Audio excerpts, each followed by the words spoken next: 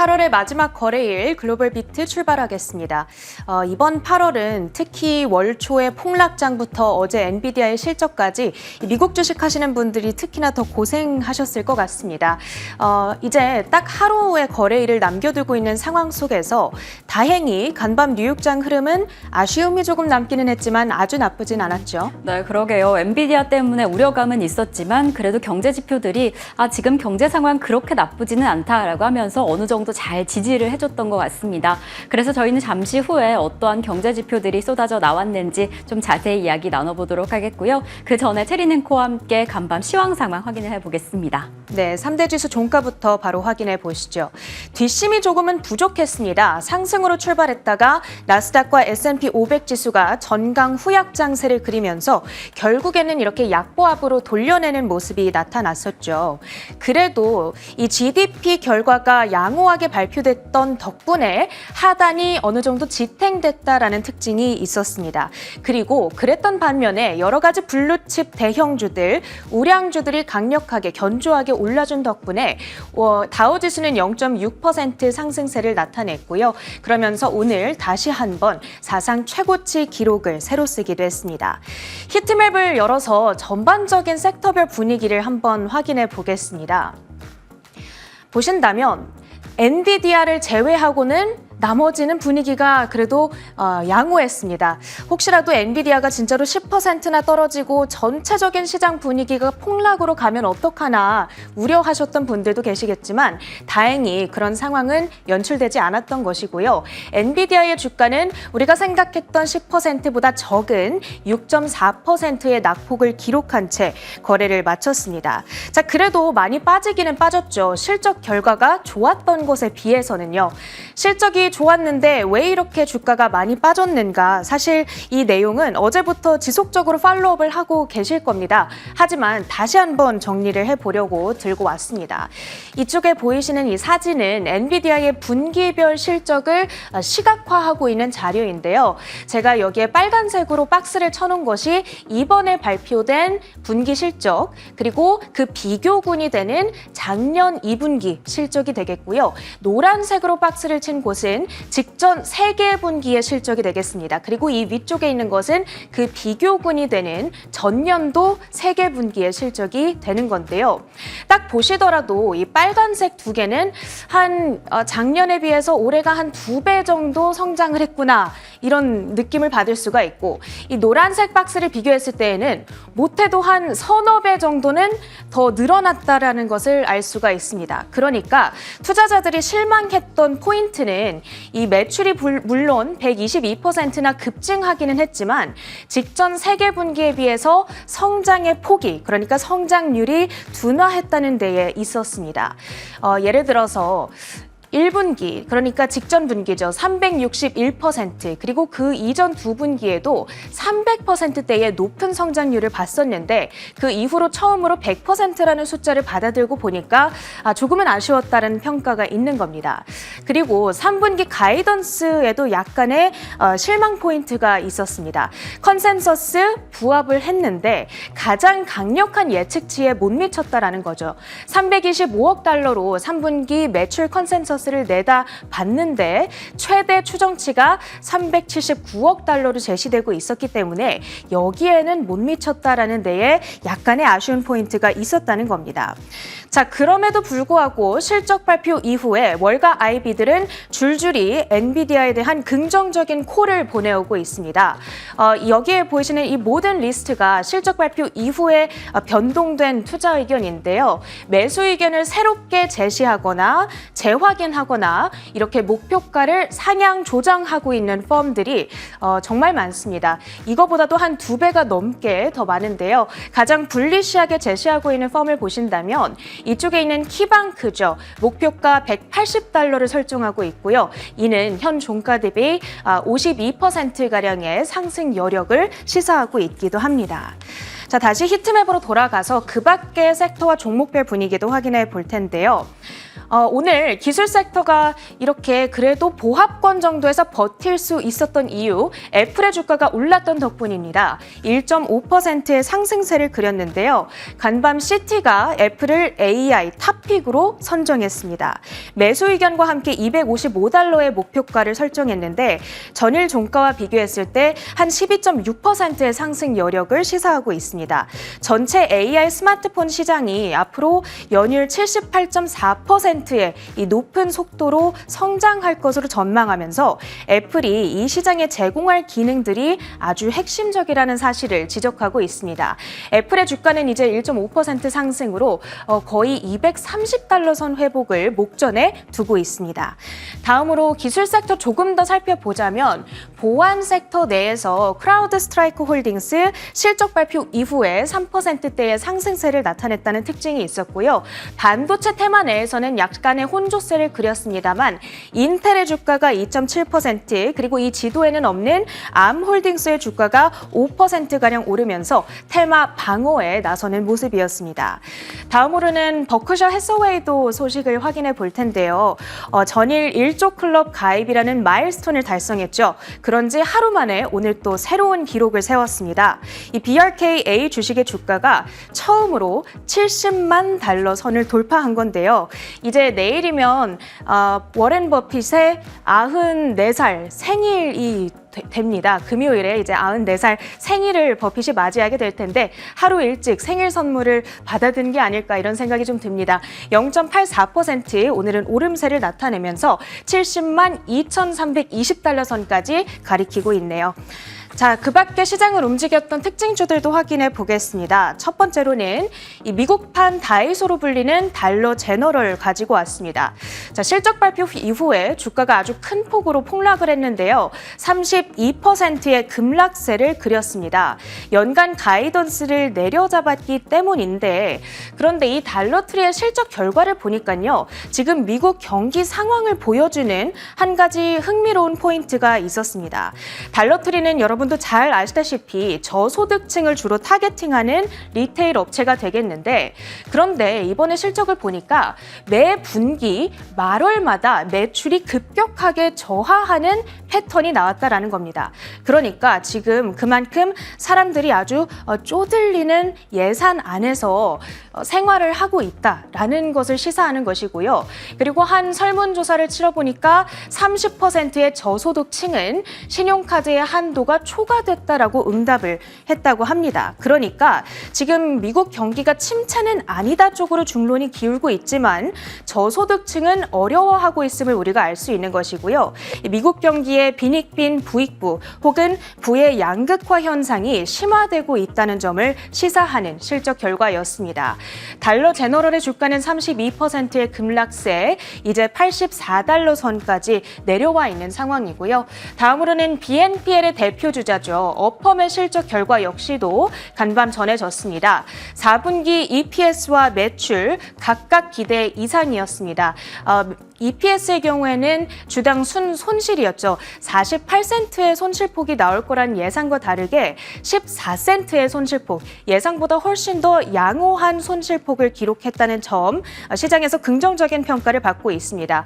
그뿐만 아니라 이 컨센서스에 대한 발표치 역시도 기대 이상이었고요. 그 덕분에 주가가 32%나 급등세를 기록을 했습니다.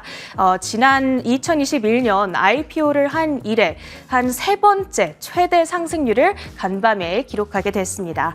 자, 다음으로는 장 마감 후에 실적을 발표한 두 개 기업도 확인해 보겠습니다.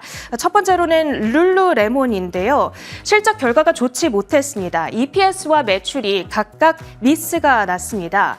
그리고 연간 가이던스 역시도 하향 조정을 했는데 뭐가 그렇게 문제였는가를 보니까 지난 분기에 새롭게 출시했던 제품 가운데 브리즈 트루라는 이름의 레깅스가 있었는데요. 이게 때문에 핏감이 좋지 않다라는 불만이 쇄도를 했고 그러자 룰루레몬이 이 제품의 런칭을 철회했던 바가 있습니다. 이 때문인지 지금 미국 안에서의 판매 성장률이 매우 둔화하고 있는 상황이라고 하고요.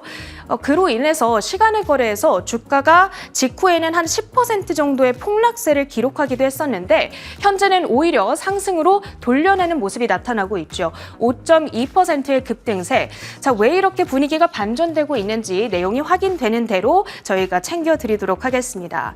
마지막으로는 델 소식인데요. 델이 AI 중심 서버의 핵심 제조사로 부상하고 있습니다.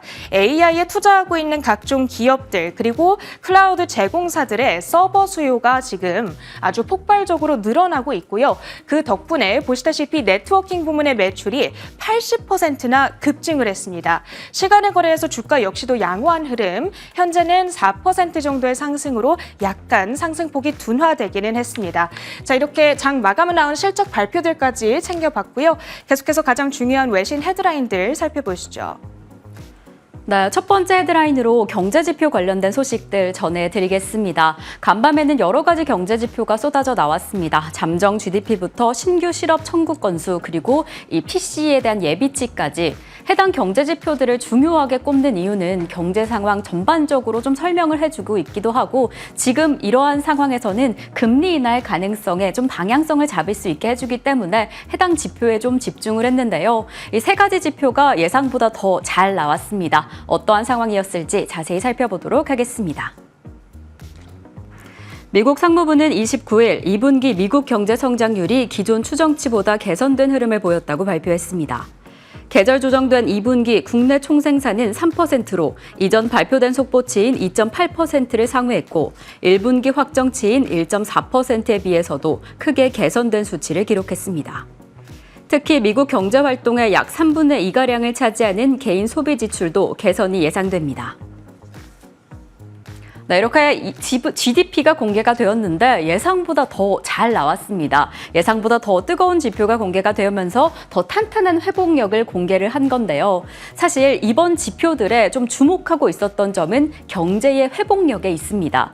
시장이 너무 뜨겁다라고 한다면 혹시 금리 인하를 안 하는 거 아니야? 라는 우려감이 들 수도 있었지만 이렇게 시장의 예상치를 상회하는 회복력, 소비력을 보고 나니까 경제가 예상보다 탄탄하게 잘 회복을 할 수 있을 것이다 라는 점을 시사하면서 그렇다면 연착륙을 충분히 조율할 수 있지 않을까라는 긍정적인 설명이 되기도 했습니다.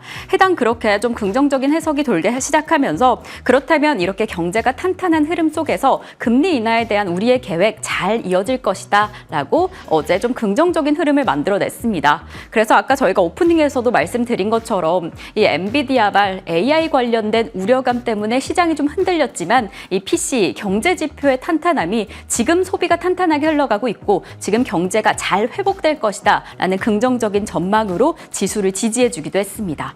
이렇게 지금 소비 상황 긍정적이다 라고 나온 것뿐만 아니라 고용 상황도 탄탄하게 흘러가고 있다. 양호한 흐름이 공개가 되었습니다. 이제 매주 목요일에 신규 실업수당 청구 건수가 공개가 되었는데 또 역시나 예상보다 조금 더 나은 상황을 보였습니다. 전주 대비 2,000건가량 줄어든 건데요. 이렇게 새롭게 실업수당을 청구하는 인원들이 줄어들고 있다. 이러한 점은 이 고용시장의 상황이 괜찮다. 감소세에 들어들었다라는 점을 주목해 보시면 좋을 것 같습니다. 하지만 사실 2주 이상 이 실업수당을 청구하는 계속 청구 건수는 2년 9개월 만에 가장 높았다는 점, 이 점은 좀 특이사항으로 꼽으셔야 될 것 같습니다. 이렇게 전반적인 실업자는 늘었다라는 부분은 좀 체크해 보시면 좋을 것 같고 그래도 당장 금리 인하의 긍정적인 요소로 작용할 것이다. 고용의 완화, 고용의 감소세가 확인이 되고 있다. 체크해 보시면 좋을 것 같습니다. 이렇게 두 가지 경제 지표가 이 간밤 글로벌 시장의 지수를 좀 지지해 줬는데 이제 다가오는 바로 내일 PC 지표에 주목하셔야 될 것 같습니다.